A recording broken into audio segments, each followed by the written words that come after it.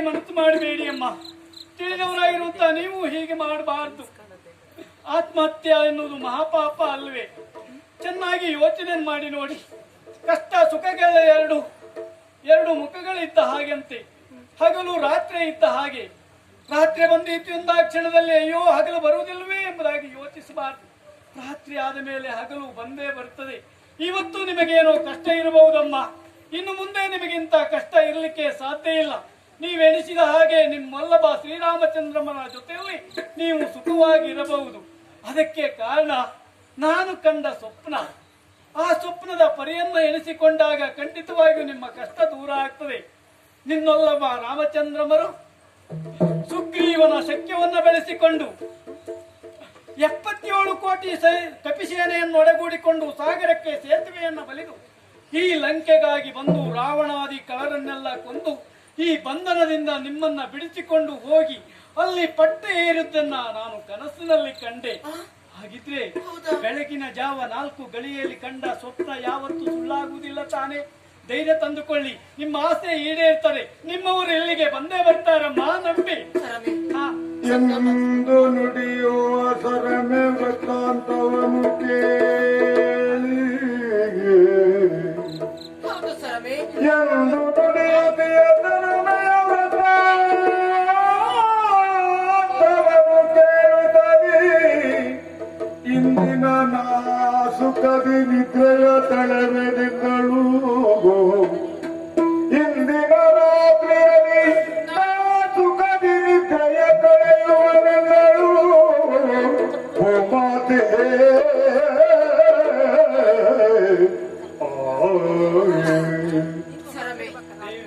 ಈಗ ನಿನ್ನ ಮಾತನ್ನು ಕೇಳಿ ನನ್ನ ಮನಸ್ಸಿನದು ಸ್ವಲ್ಪ ಹಗುರ ಆಯಿತು. ನನಗೆ ಈ ಹೊತ್ತಿನಲ್ಲಿ ಹೇಳಿಕೊಳ್ಳುವುದಕ್ಕೆ ಮನಸ್ಸಿಗೆ ಸ್ವಲ್ಪ ಸಂತೋಷದ ವಿಷಯವಾಗಿ ಕಾಣ್ತಾ ಇದೆ. ಆರೋಗ್ಯವಂತನು ಸರಿಯಾದ ಸಂದರ್ಭದಲ್ಲಿ ಊಟವನ್ನು ಬಂಧಿಸಿ ಮಲಗಿದಾಗ ಬೆಳಗಿನ ಜಾವ 4ರ ಜಾವದಲ್ಲಿ ಕಂಡಂತಹ ಸ್ವಪ್ನ ಎನ್ನುವುದು ಖಂಡಿತವಾಗಿ ನೆನಸಾಗ್ತದೆ ಎನ್ನುವುದಾಗಿ ಪ್ರಾಜ್ಞರಾಡಿರುವಂತಹ ಮಾತನ್ನು ನಾವು ಕೇಳಿದ್ದೇವೆ. ಆ ದೇವರ ಕೃಪೆಯಿಂದಾಗಿ ನೀನು ಹೇಳಿದ ರೀತಿಯಲ್ಲಿ ಆಯಿತು ಅಂತಾದ್ರೆ ಈ ಸೀತೆಯ ಬದುಕಿನುವುದು ಬಂಗಾರವಾಗ್ತದೆ. ಆಯ್ತಮ್ಮ, ಹಾಗೆ ಮಾಡೋಣ. ಈ ದಿವಸ ಆದ್ರೂ ನಾನು ಕಣ್ಣು ತುಂಬಾ ನಿದ್ದೆ ಮಾಡ್ತೇನೆ.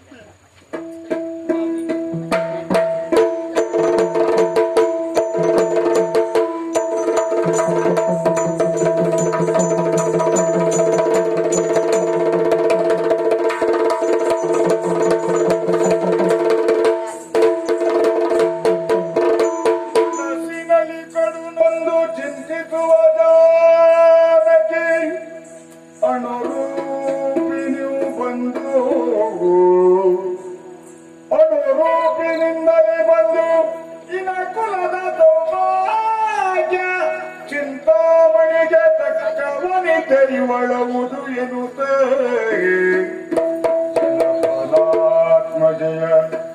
ಜನಪನಾತ್ಮಜಯ ಕೊಂಡಾಡುತ್ತಲೇ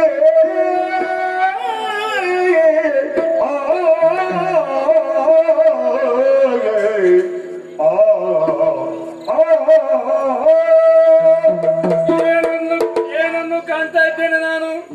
ಅಬ್ಬ, ಆ ಮರದ ಮೇಲೆ ಕುಳಿತುಕೊಂಡಿದ್ದೆ. ಆ ರಕ್ಕಸರೆಲ್ಲ ಬಂದು ಹೋದ್ರು. ಅವರು ಮಾಡಿದಂತ ಸಂಭಾಷಣೆಯನ್ನು ಕೇಳುವಾಗ ಅಬ್ಬ ಆನಂದವಾಯಿತು. ನಿಜವಾಗಿಯೂ ರಾಮನ ಸತಿ ಇವಳೇ ಎಂಬುದು ಸ್ಪಷ್ಟವಾಯಿತು. ಇನ್ನು ಕುಲಕ್ಕೆ ಯೋಗ್ಯಳಾದ ಸತಿ ಇವಳು. ಇಂಥವಳು ಯಾವತ್ತೂ ಪ್ರಾತಃ ಸ್ಮರಣೆಯವಳು. ಇವಳ ಬಗ್ಗೆ ಎರಡೆನ್ನಿಸಿದ್ನಲ್ಲ. ಅಬ್ಬ, ತಪ್ಪು. ಆದ್ರೆ ಇವಳನ್ನು ಮಾತಾಡಿಸ್ಬೇಕಲ್ಲ ನಾನು.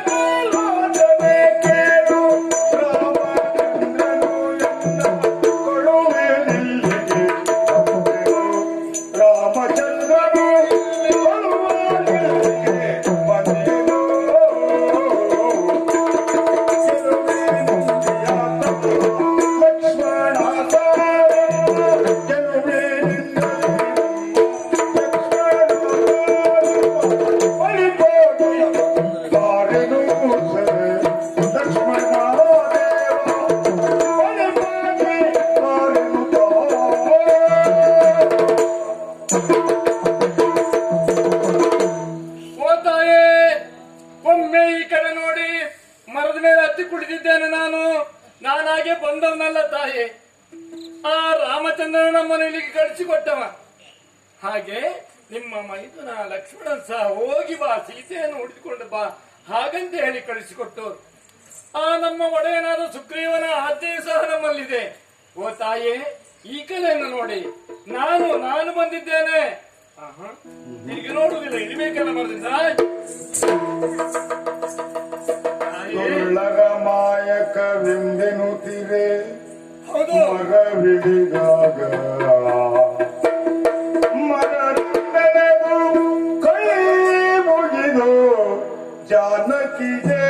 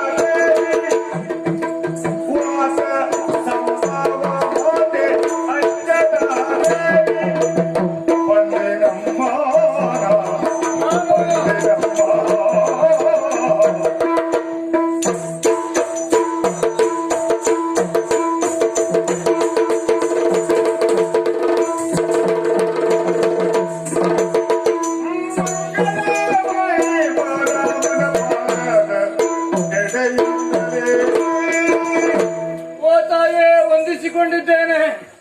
ತಾಯೇ, ನಾನು ಇಲ್ಲಿವನನ್ನು ತಿಳ್ಕೊಳ್ಬೇಡ. ಹೌದು, ರಕ್ಕಸರ ಮಾಯ ಅಂತ ತಿಳ್ಕೊಂಡಿರ್ಬೋದು. ನಾನು ಅದಲ್ಲ ತಾಯೇ, ನಾನು ಅದಲ್ಲ. ರಾಮನ ಬಳಿಯಿಂದಲೇ ಬಂದಿದ್ದೇನೆ.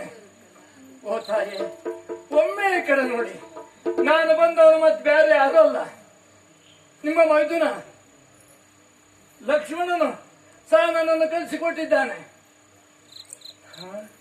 ಅಂಜನಾ ದೇವಿಯ ಪುತ್ರ ನಾನು, ಆಂಜನೇಯತ. ಸ್ವಾಮಿ, ತಾಯೇ, ನಾನು ರಕ್ಕಸನಲ್ಲ, ನಾನು ತಾಯೇ. ಒಮ್ಮೆ ಈ ಕಡೆ ನೋಡಿ. ನಾನು ಆಗುದಿಲ್ಲ. ಚಂದ್ರಹನುಮನ ಮಾತಿಗೆ ಚಂದ್ರನೇ ಕಪಟವೆಂದು ಸುಮ್ಮನೆ ಇರಲು ಹಿಂದಾಗಿರುವ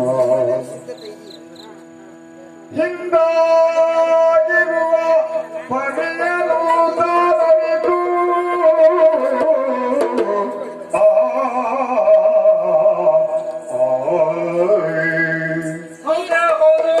ಈಗ ಮಾತನ್ನು ಕೇಳಿ ಮತ್ತೆ ನಾನು ಮೋಸ ಹೋಗಬಾರ್ದು. ಯಾಕೆ ಹಿಂದೆ ನನ್ನ ಜೀವನದಲ್ಲಿ ಮೋಸ ಹೋಗಿ ಈಗ ಅನುಭವಿಸ್ತಾ ಇರುವುದೇ ಸಾಕು. ತಾನವರು ಮೋಸಗಾರರು, ಕಪಟಿಗರು ಯಾವ ರೂಪದಲ್ಲಿ ಬರ್ತಾರೆ ಅಂತ ಹೇಳಲಿಕ್ಕೆ ಆಗುದಿಲ್ಲ. ಹಾಗಾಗಿ ನಾನು ಯಾರ ಮಾತನ್ನು ನಂಬುವುದಿಲ್ಲ. ರಾಮ ರಾಮ ರಾಮ. ರಾಮಚಂದ್ರ, ಈಗ ನಾನು ಎಂತ ಪರಿಸ್ಥಿತಿಯಲ್ಲಿ ಸಿಕ್ಕಾಕೊಂಡಿದ್ದೇನಲ್ಲ. ಕೆಲವಷ್ಟು ವಿಚಾರ ನಮ್ಮ ರಾಮಚಂದ್ರ ಬರುವಾಗ ಹೇಳಿದ್ದ, ಅದನ್ನೇ ಹೇಳಬೇಕು.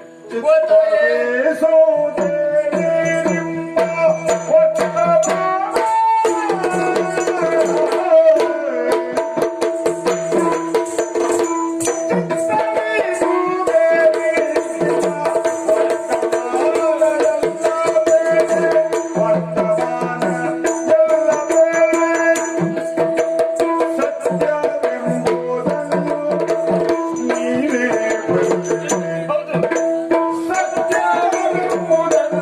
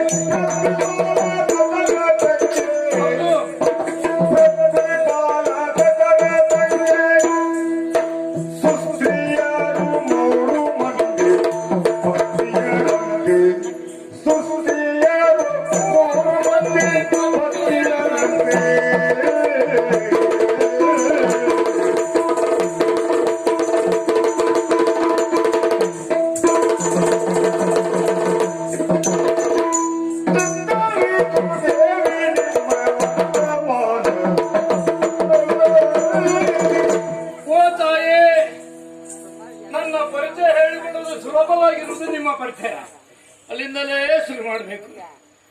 ವರ್ತಮಾನ ಕಾಲದಲ್ಲಿ ಪ್ರಸಿದ್ಧವಾದಂತಹ ಸಾಕೇತಪುರ ಅಯೋಧ್ಯೆ ಅಂತ ಹೇಳ್ತಾರೆ. ಅಲ್ಲಿಯ ಅಧಿಕಾರಿ ದಶರಥ ಆ ಕಾಲದಲ್ಲಿ ದಶರಥಿಗೆ 3 ಜನ ಮಡದಿಯರಂತೆ. ಪುತ್ರಕಾಮೇಷ್ಟಿ ಯಾಗವನ್ನು ಮಾಡಿ 3 ಜನ ಮಡದಿಯಲ್ಲಿ 4 ಜನ ಪಡೆದರಂತೆ. ರಾಮ, ಭರತ, ಲಕ್ಷ್ಮಣ, ಶತ್ರುಘ್ನ ಎಂಬುದಾಗಿ.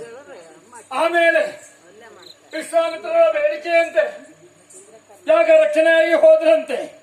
ಅನೇಕ ಜನರನ್ನು ರಕ್ಷಿಸಲು ಕೊಂದಿದ್ದು ನಿಮ್ಮ ರಾಮನೇ ಅಲ್ವೇ? ಆ ರಾಮ ಶಿಲೆಯಾಗಿ ಬಿದ್ದಂತಹ ಅಹಲ್ಯೆಯನ್ನು ಉದ್ಧರಿಸಿದಂತೆ.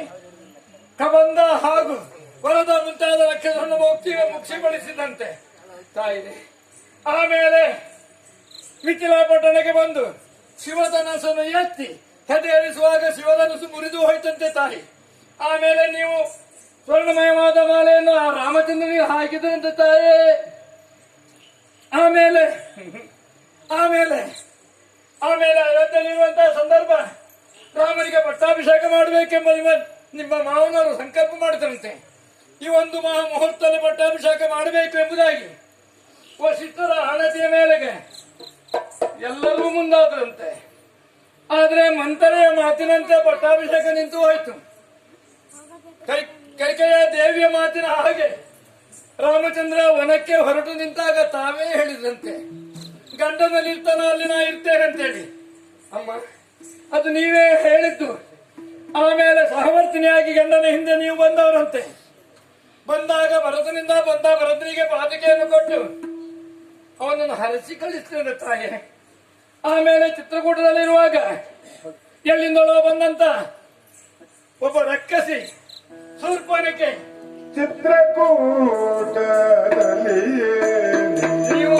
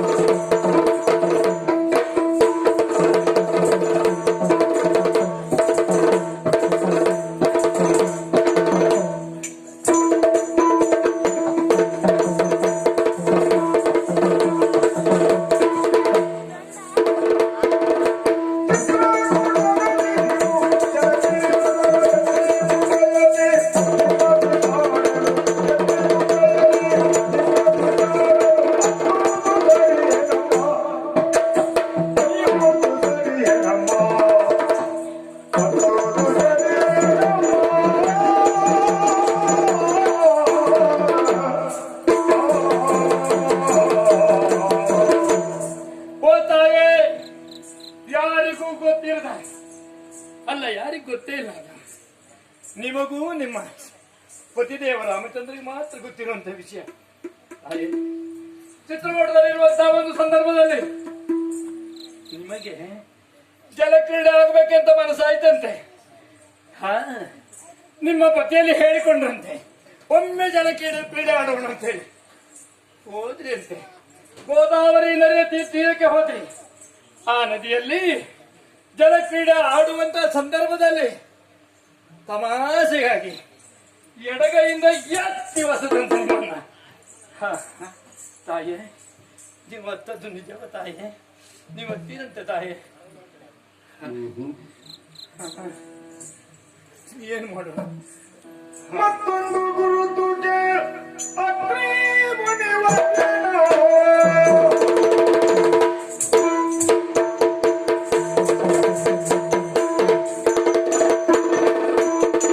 ಮತ್ತೊಂದು ಗುರುತುಗೆ ಅಗ್ನಿ ಮುನಿವರ್ಧನ. ಆ ಅಗ್ನಿ ಮುನಿವರ್ಧನ ಪತ್ನಿಯಾದನು ಸೋಯದೇವಿಗೆ.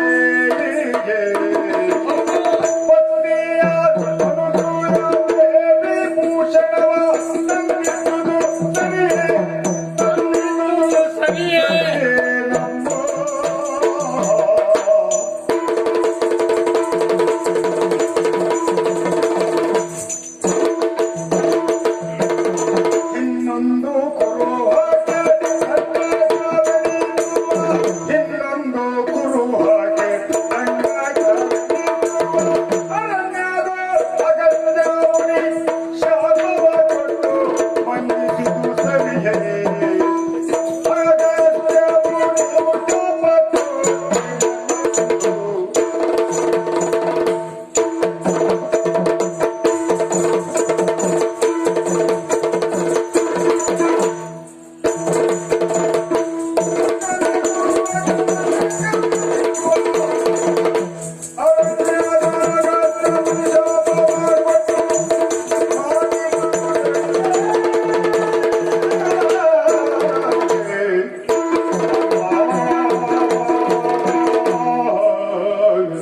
ಓ ತಾಯೇ, ಅರಣ್ಯದಲ್ಲಿ ಸಂಚಾರ ಮಾಡುವಂತಹ ಸಂದರ್ಭ ಅತ್ರಿಯ ಅನಸೂಯರು ಭೇಟಿಯಾದರು.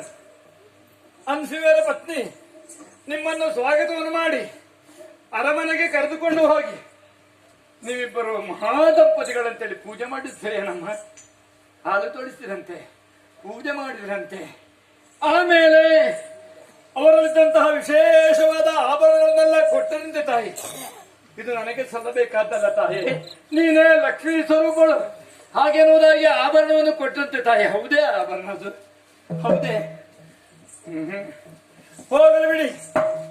ಅಗತ್ಯಗಳು ಅವರಲ್ಲಿದ್ದಂತಹ ಅನೇಕ ಅಸ್ತ್ರಗಳನ್ನು ರಾಮಚಂದ್ರನಿಗೆ ತಾರೆ ಎಂದು ಕೊಟ್ಟಂತೆ.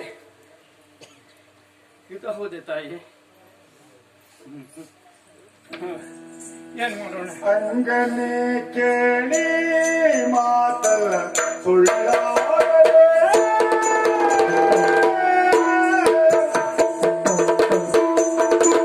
ಅಂಗನೆ ಕೇಳಿ ಮಾತಲ್ಲ ಸುಳ್ಳಾಗಲೇ. ಮಾತಲ್ಲ ಸುಳ್ಳಾಗಲೇ. ಮಂಗಳ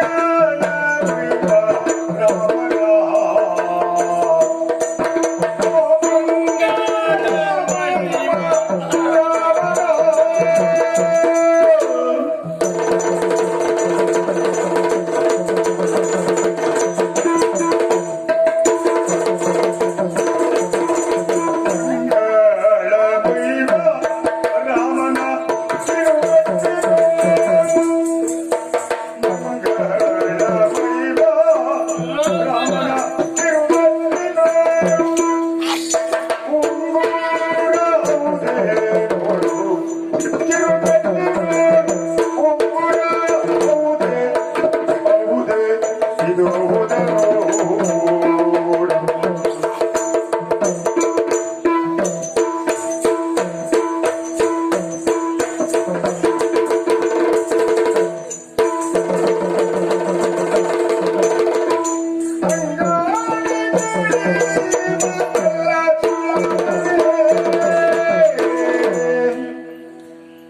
ನನ್ನಲ್ಲಿರುವಂತಹ ಶಬ್ದ ಭಂಡಾರವೇ ಖಾಲಿಯಾಗಿ ಹೋಯ್ತೇನೆ.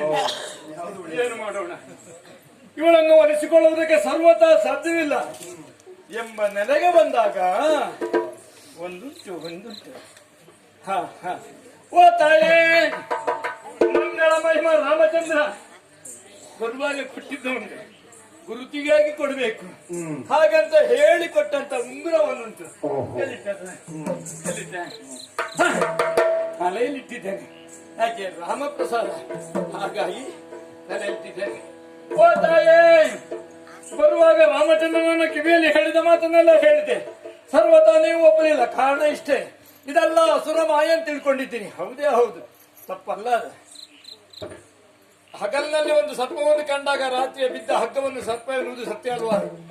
ಹಂದಿ ಬೆರೆಸಿಕೊಂಡು ಬಂದ ರಾತ್ರಿ ಕಲ್ಲು ಬಂಡೆಯನ್ನು ಹೊಂದಿ ತಿಳ್ಕೊಳ್ಳೋದು ಏನು ಮಾಡ್ಲಿಕ್ಕೆ ಆಗೋದಿಲ್ಲ. ಓ ತಾಯೇ, ಬರುವಾಗ ರಾಮಚಂದ್ರ ಕೊಟ್ಟಂತ ಒಂದು ಕಾಣಿಕೆ ಉಂಟು, ಗುರುತಿನ ಕಾಣಿಕೆ. ಸದಾ ಕಿರುಬಣ್ಣಲ್ಲಿ ಧರಿಸುವಂತ ಮುದ್ರಿಕಾ ಉಂಗುರ. ಇದು ಹೌದೇ ತಾಯಿ? ನೋಡಿ ನೋಡೋಣ. ನೋಡಿ ನೋಡಿ ನೋಡಿ.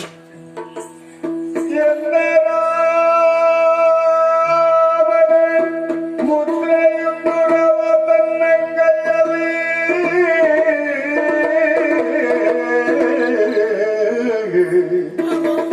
ಶ್ರೀರಾಮನ ಮುದ್ರೆಯುಂಗುರವ ಅಂಗೈಯಲ್ಲಿ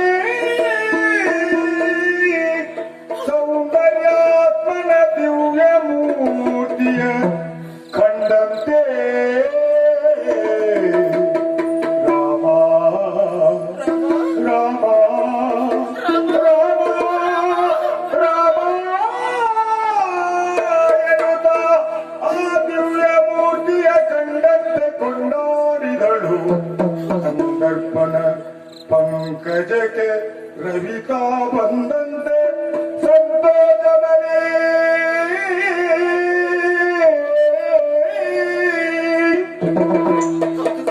ಹೌದು, ಈ ಉಂಗುರವನ್ನು ನೋಡಿದಾಗ ಉಂಗುರ ನೋಡಿದ ಹಾಗಿಲ್ಲ, ನನ್ನ ರಾಮನನ್ನು ನೋಡಿದ ಹಾಗಿದೆ, ರಾಮನ ಪಾದವನ್ನು ನೋಡಿದ ಹಾಗಿದೆ. ಈ ರಾಮನ ಪಾದವನ್ನು ನೀರಿನಲ್ಲಿ ತೊಳೆದು ಅದನ್ನು ಕುಡಿಬೇಕು ಅಂತ ನನ್ನ ಮನಸ್ಸು ಹೇಳ್ತಾ ಇದೆ. ಆದ್ರೆ ಇಲ್ಲಿ ನೀರೆಲ್ಲೂ ಕಾಣಿಸುವುದಿಲ್ಲ. ನನ್ನ ಕಣ್ಣೀರಿಂದಲೇ ಈ ಉಂಗುರವನ್ನು ತೆಗೆದು ರಾಮ ರಾಮ ಈಗ ಸ್ವಲ್ಪ ಸಮಾಧಾನ ಆಯಿತು. ಹನುಮ ಧನ್ಯವಾದ ತಾಯಿ. ಖಂಡಿತವಾಗಿ ಹನುಮ, ಈಗ ನಿನ್ನಲ್ಲಿ ಒಂದು ಮಾತು ಕೇಳುದು ಕ್ಷೇಮ ಕ್ಷೇಮವೇ ಹನುಮ